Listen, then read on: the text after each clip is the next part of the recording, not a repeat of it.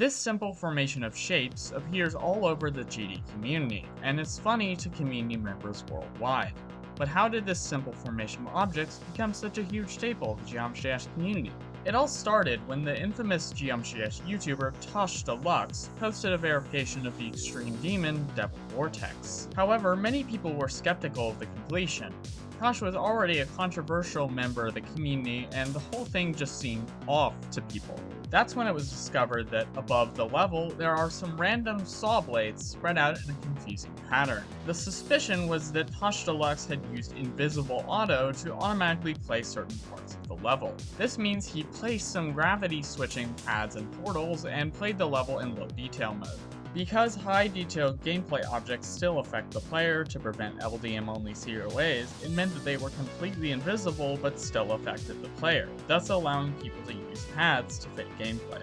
Eventually, Nepetsta, a popular community figure, would connect the dots and accuse Tosh of hacking Devil Vortex. In the exposal video, which is now wiped off the face of the internet, Nepetsta explained that the saws in the top of the level took up exactly 51 objects, and calculated that it would take exactly 51 objects to bot certain parts of the level.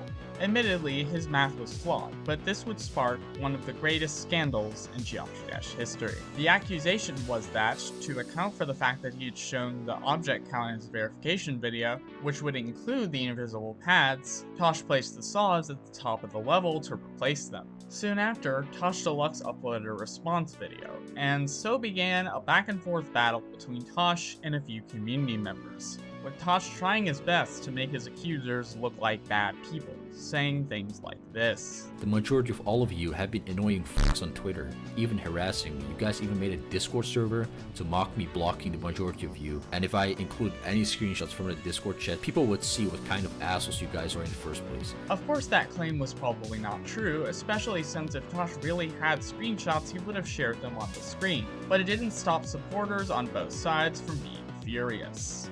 Eventually though, people would put down their pitchforks and begin to look back on the situation humorously. The formation of shapes became a meme in the GD community, and for the most part, they still are. And though a lot of people find the Devil Vortex saws to not be funny anymore, Devil Vortex saws aren't funny anymore. Please stop making memes about them. Thank you. that shouldn't downplay the massive effect they had on humor in this community. The Devil Vortex saws were the first of many memes that involved jump scaring the viewer with a formation of shapes. I made a video on jump scares too if you're interested. Ultimately, this meme is a really great example of humans taking bad situations and laughing about them. Laughing can often be a coping mechanism for seeing bad things take place, which is why there are so many memes about politics, famous people getting cancelled, and other controversial or evil things going on in the world. If I get elected,